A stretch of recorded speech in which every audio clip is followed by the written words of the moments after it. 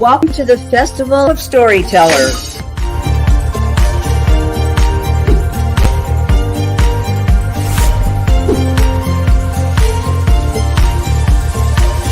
I thank everybody that's involved with this process because we know writers need readers and writers need publishers.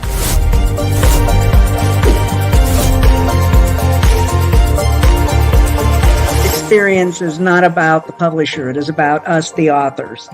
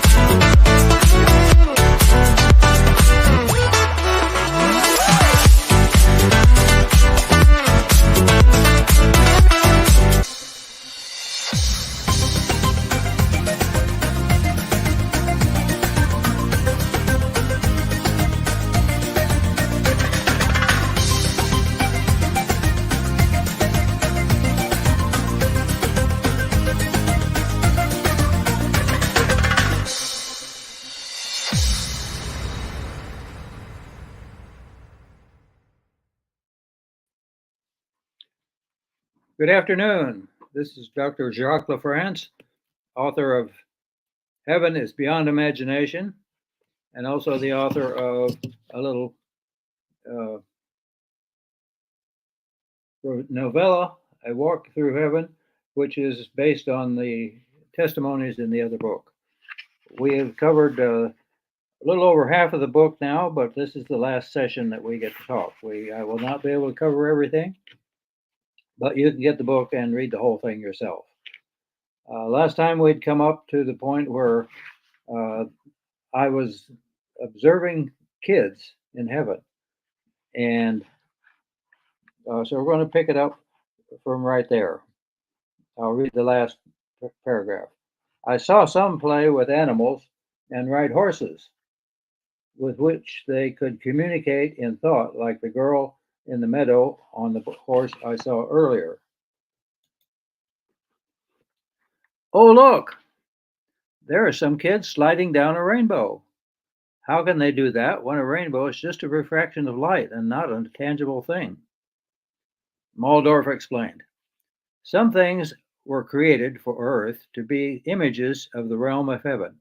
Some things of heaven cannot be real in a physical world because they cannot be synthesized with atoms and molecules and the laws of physics.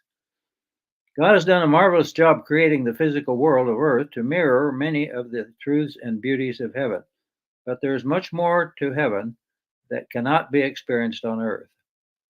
God provided the mechanism for the rainbow, refraction of light through raindrops, to give Noah people a sign that he would never again destroy the world with a flood.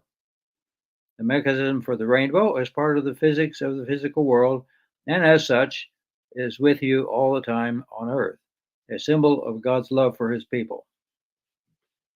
Then I noted, when I see these people and their love and joy and companionship with everyone, I am overwhelmed with the fact that there is never any illness, pain, sadness, loneliness, or rejection in heaven, only unconditional love or acceptance. Question is, what is my favorite part of the book? Is at the very end when I meet Jesus. I will tell you that when we're at the end. Excuse me. Everyone loves children, and the children love everyone also. Love permeates heaven. It makes me want to go there and enjoy the connectedness and joy of a heavenly childhood. Thank you, Chair Isa. Waldorf told me the children also attend school. They are taught the Bible and to read and write. They are taught arithmetic, philosophy, religion, and many other interesting subjects. They learn things that genius on earth could not possibly know or understand. Their intelligence in heaven is far above the highest level of intelligence on earth. We came to a building, and the side of the park was soft and pink and blue light shining across it, and alternating waves and a play area. Waldorf said, "This is heaven's nursery. This is where all miscarried and aborted babies come. Many angels and residents assist with taking care of these precious infants. The Father himself comes to love and raise these children. Even some animals are there attending to them. Some of the aborted ones wonder why their mothers didn't want them. They forgive their mothers and hope they forgive themselves. They look forward to seeing their parents someday. Do you want to go in and see them?" "I would love to," I said. Then I said, "This little child is so small, it fits in the palm of my hand. It's about the size of a lime, but it has all the features of a child. Look, its little fingers and toes move."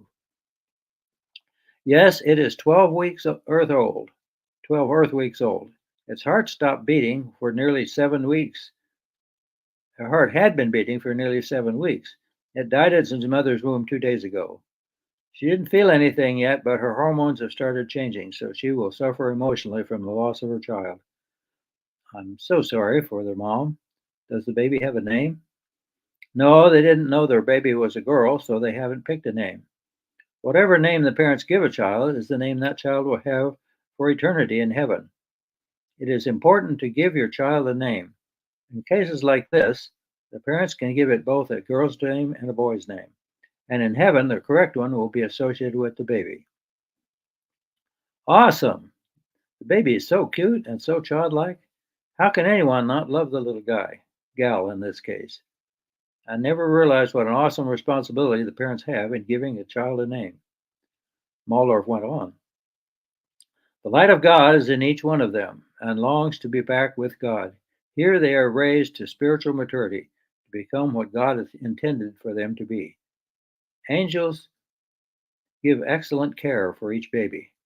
The angels sing to them and rock them, and the breath of God sustains them.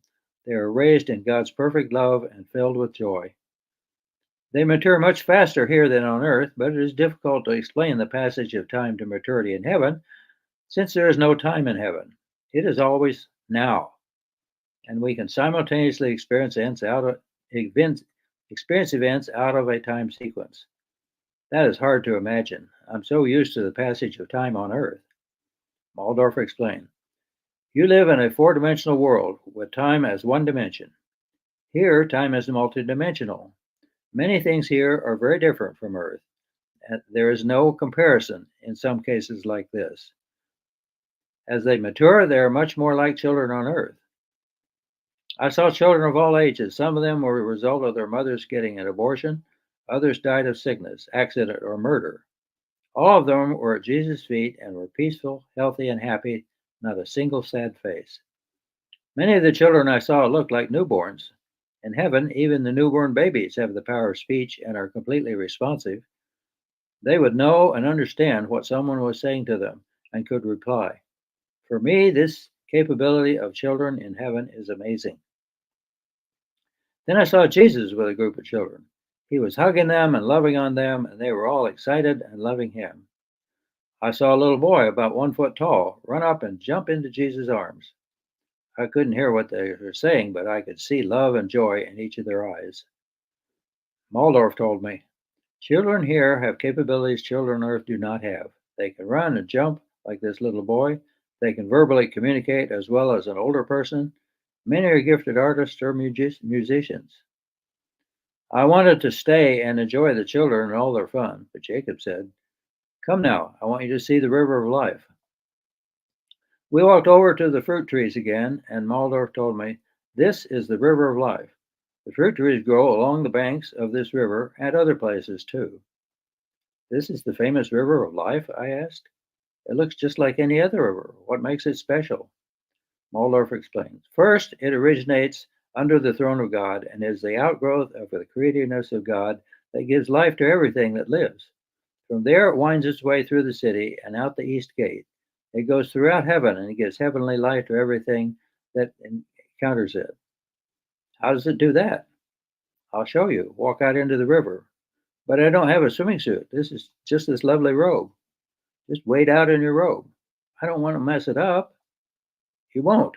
Just go." So I started out. I got up to my knees.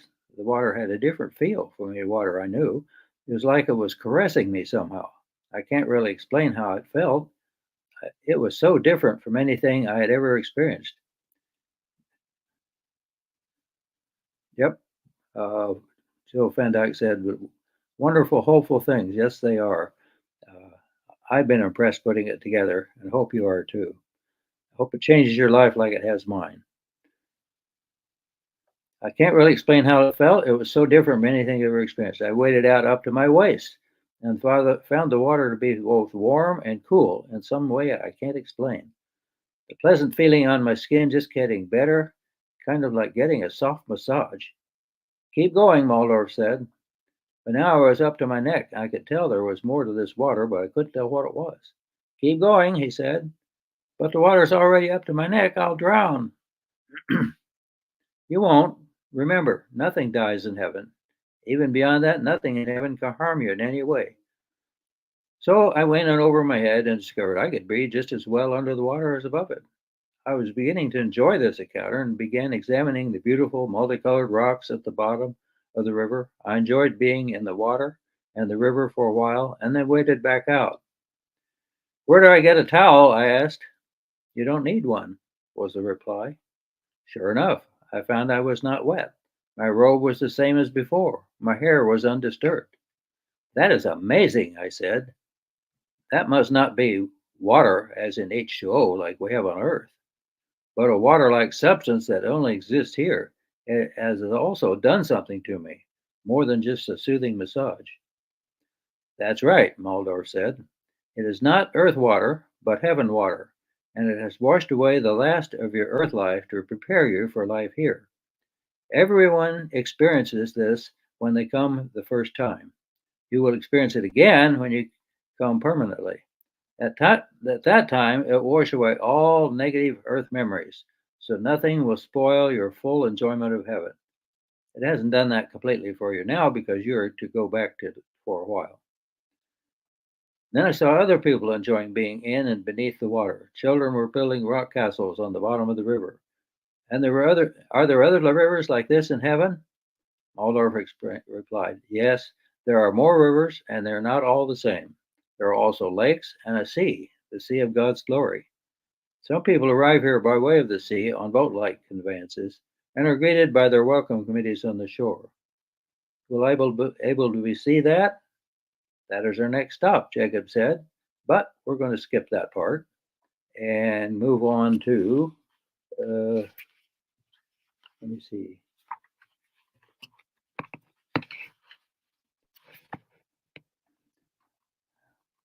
Excuse me while I scroll down to get to that point. Okay, we're going to come to music. The last part of the part on water is there's a waterfalls and there's a melody coming. And each drop of water as it flows over the falls sings a note of praise. All those notes together make up the melody you're hearing. That is amazing. I never imagined water making a melody. Noise perhaps, but not a melody. Remember, here the scripture is fulfilled that says, all of creation sings praise to God. Do all the waters make melodies? Everything does. I will show you one of the fountains and you can hear music it makes.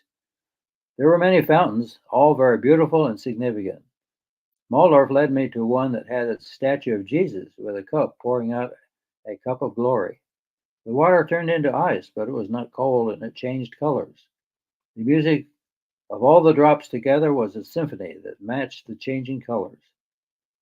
I told him, this just makes me want to hear more of the music in heaven. What I heard from the choir as I went up the green grassy hill, felt the wall, heard the water, just inspires me to want to hear more. I paid more attention to music I was hearing. It seemed like beautiful music was always in the air. Wherever I have gone, from the first grassy hill to the city, then the park, I've been hearing beautiful praise music, both choral and instrumental.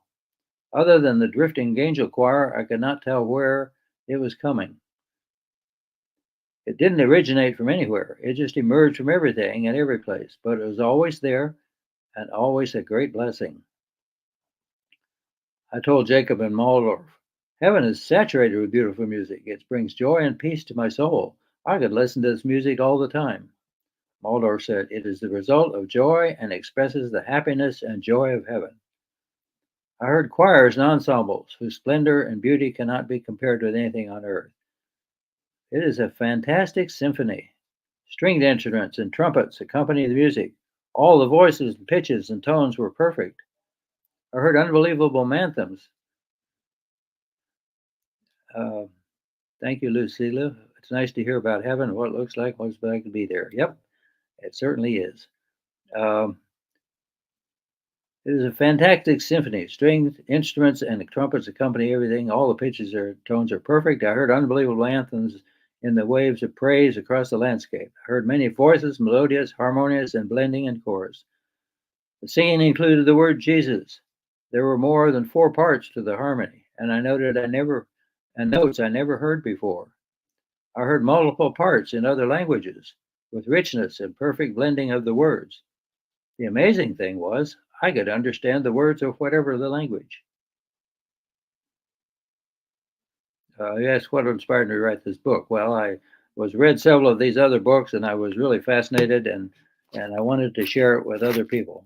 So I just put it all together so that other people could share without having. I read 56 books to do this, and not many people are going to do that. So I have taken these 56 stories, 50 stories from the 56 books, and put them together in Heaven is Beyond Imagination. And then I wrote this book as a way to make it personal, to give you an experience that you might relate to, imagining yourself walking through heaven. Okay, and then back to the story. Moreover mentioned that in the spirit in heaven you can understand all languages because they are thought to thought rather than voice to ear. There is also a heavenly language apart from all earth languages. You will be able to understand all of them.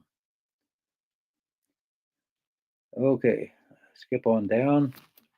Got to check the time. Yep, we better skip on down. Um, there's a section here on the landscapes. We're going to skip that. What the hills are like, the mountains, the sky. Uh, the light comes from the sun. I mean, there's no sun. Light comes from within. Olaf says, you're right, there is no sun. All light comes from within everything and is the light of the glory of God. The colors in the sky have been created by God just to make your stay here even better. Keep watching, and you'll see colored patterns that look like the auroras of Earth. And those clouds in the sky, actually groups of angels and people singing praises to God as they float by. Next section is on the mansions.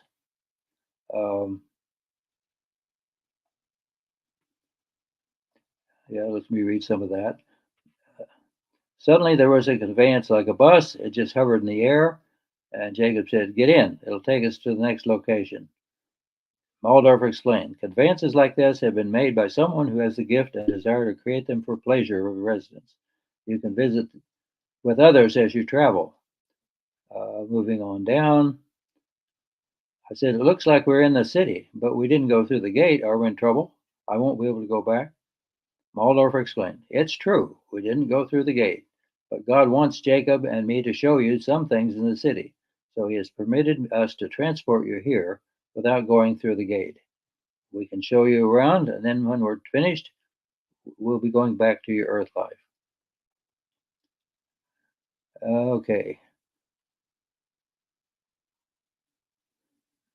Yep, heaven is a wonderful place.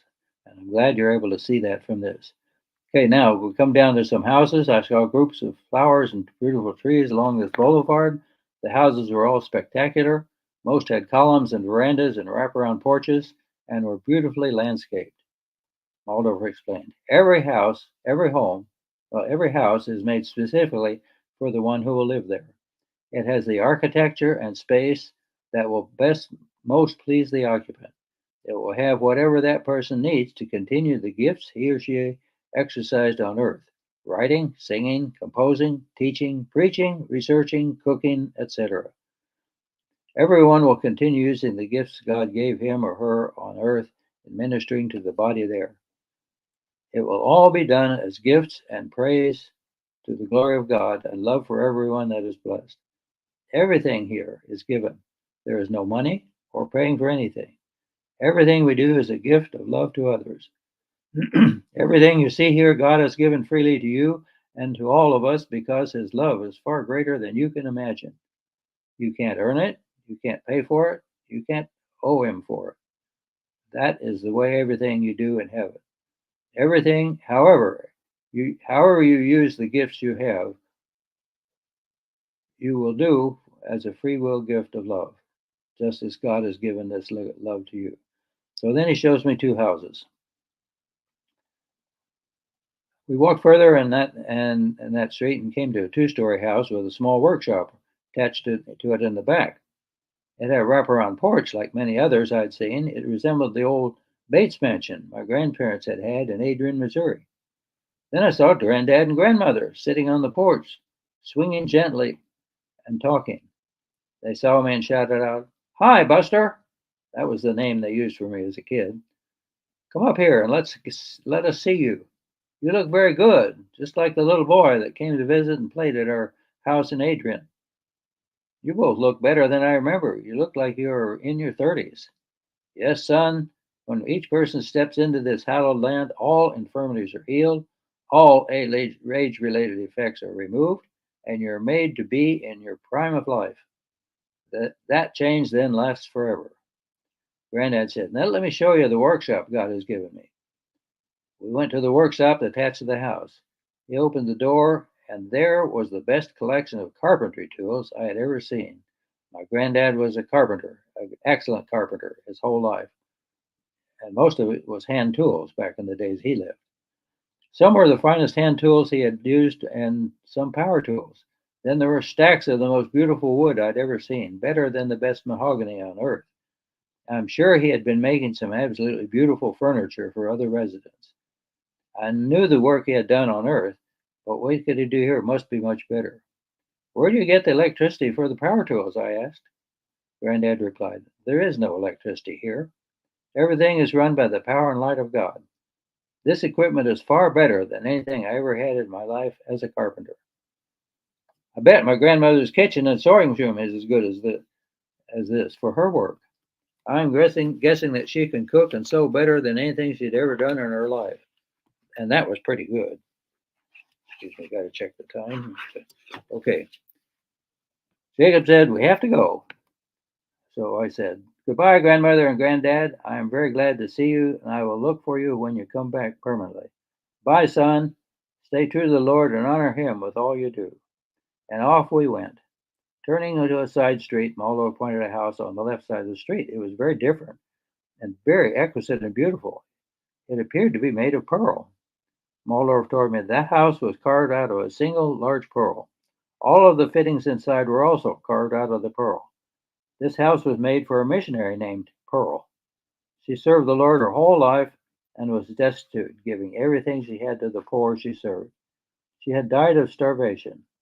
This was her reward for a pure heart. "Can I look?"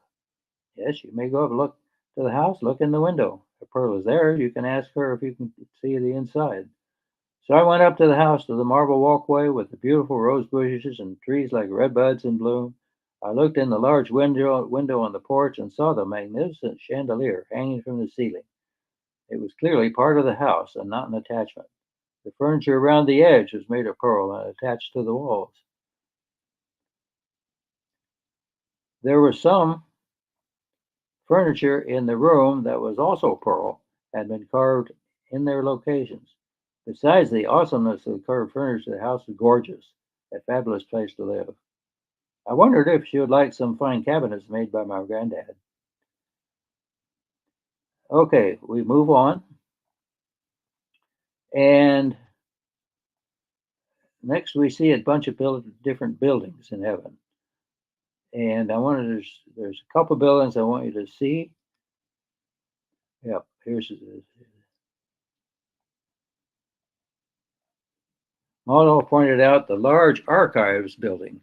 He said, "Here, angels keep all of God's meticulous records on every individual that has ever lived, recording everything they ever said or did or thought of saying or doing. even the things they didn't do. I wondered, how could he manage such extensive records? It's mind-boggling. Could I see what it is like? Let's go inside, he said.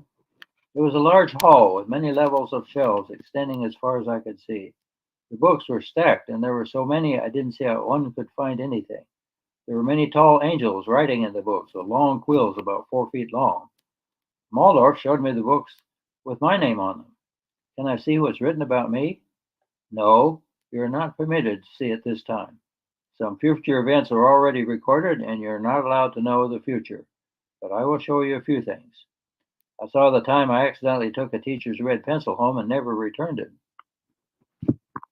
The events in my book, did it come to his dream? No, I took them from heaven is beyond imagination. These are things that eyewitnesses to heaven actually saw.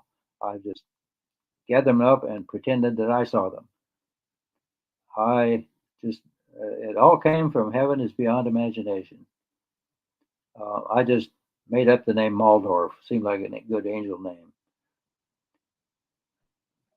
I hope that answers your question. If not, we can talk about it later.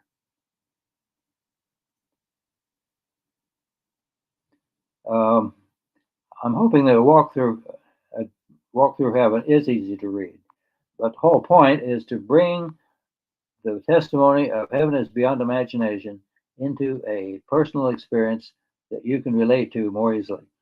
Heaven is beyond imagination has a lot more details than we're able to get here, but by putting it in this context, I'm hoping that it speaks to you in a way that the other book doesn't, and then motivates you to go and read the whole thing. Okay, back to the archives. Jesus mentioned they showed me some things that I had seen, but I want to move on. There's one book the Father says I can show you, the book of Abraham's life. I saw many of the things I knew from Genesis about Abraham, but also things not mentioned in Scripture. Oh boy, I've run out of time. Can't tell you about that one. There's one more building that's mentioned to you. I talk about the throne, what people have seen about the throne, and the music and praise, but we have to skip that. Mulder said there are many other buildings, all very different from what you have here on earth, but one more I want to show you is the building that is prepared for the marriage supper of the Lamb. We walked past the Hall of Knowledge, turned right, and after passing 2 other buildings, came to a huge building, perhaps as large as 3 football fields or more. I really couldn't see the other end. It is a tall, gorgeous building with many stained glass windows. Inside is even more glorious than the outside. It is massive, and the architecture is mind-blowing. Even the words elegant and beautiful don't do it justice. The ceiling is high above the shiny marble floor, and the tall stained glass windows line the walls. The long tables have pristine white tablecloths, and the lamps. Here, well, skipping on it. Why are they? Someone was lighting the candles, which is the last thing you do before guests arrive. Why are they lighting the candles now? Won't they melt before the feast begins? First of all, the candles will not be consumed because things are not like that here. The candles are being lit with the light of the glory of God, not fire. There is no fire in heaven. Secondly, this feast will begin soon. None of us here know when, only the Father knows. What we can tell is getting very close to Jesus' return to earth in power and glory, marking the end of the age. All his children will soon be gathered here for this feast in the Lamb's honor. In fact, you are here because God wants you to tell others so no one destined for this banquet will miss it. What's that long line of people outside? Those people know the doors are going to open soon and they want to be invited in. They're so anxious they can't wait. My mouth was open in awe. God is not sparing any expense in his lavish love on his children, all who believed his Son and redeemed by his blood. Okay, I got to skip to the end. We're actually out of time, but I hope I can read this last part.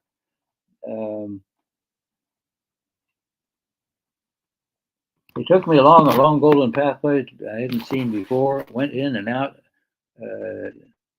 went in and sat in chairs looking out through a large window directly at earth. Jesus appeared before us. He smiled at me with the warmest smile I've ever received, and his eyes pierced me with love and complete acceptance. I knew in an instant, in that gaze, that I was loved more than I could possibly know, and all the wrong I had done or good I had not done were completely forgiven and forgotten. I had his total loving acceptance in a way that made me whole and complete, like I had never previously experienced. I was totally the way he created me to be without any reservation. I cannot describe the joy that flooded my soul to be in his presence like this. We talked about many things, and I brought up times I knew I'd done wrong. He said, I know, there were many times you disappointed me, and times you didn't do what I wanted you to do, but all those were forgiven when you accepted me into your heart, even the ones that came after that. That never changed my love for you and my desire to bless you and allow you to serve me. I was always with you no matter what you did. I always replaced my disappointment with bringing new ways for you to have joy and serve me. When you didn't allow me to bless you, usually the way I wanted, I just found other ways to that. We talked about the times I did do what he wanted, and he told me that more people than I knew were blessed because I gave them a glimpse of him in what I did and shared. He reminded me that along with the vision, skip that one. I've never, that is more than let me there. God not only loves me, forgives me, and gives me joy, but he is also proud of me. The Lord of all is proud of me? That is more than I ever expected from God. It is an honor I have trouble believing that I deserve. Along with his love and acceptance and joy in my presence, a treasure to be. Okay, then he tells me to go down and share this with the people. Jacob takes me back home. I lie down on my body and go to sleep. Later, I woke up and thought, what a strange and wonderful dream I just had. Did I really see heaven or just dream it? If it was a dream, it was very thorough and realistic, but I could find no evidence that it had been gone. I checked my eyes and my hand, and my healings haven't come yet. So maybe I will never know if it's real or not. On the other hand, I can tell something is different. I feel more peace. I have a sense of cleanness and wholeness I've not known before. Can't really describe. Maybe I really have bathed in the river of life and the sea of God's glory and been in Jesus' presence. In any case, I better write this story as Jesus said. That's the end of the story. I hope you'll get a copy of the book and read it, but even more so, I hope you'll get a copy of Heaven is Beyond Imagination. Here's the little story I read, and here's the other book, Heaven is Beyond Imagination. You'll be blessed. I've had the pleasure of being with you today. We've gone past time. They haven't shut me off yet, as far as I know.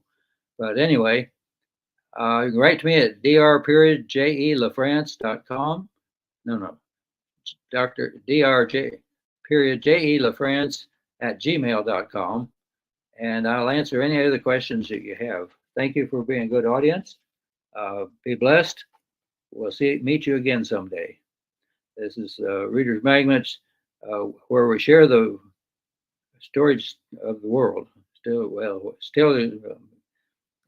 Share stories with the world.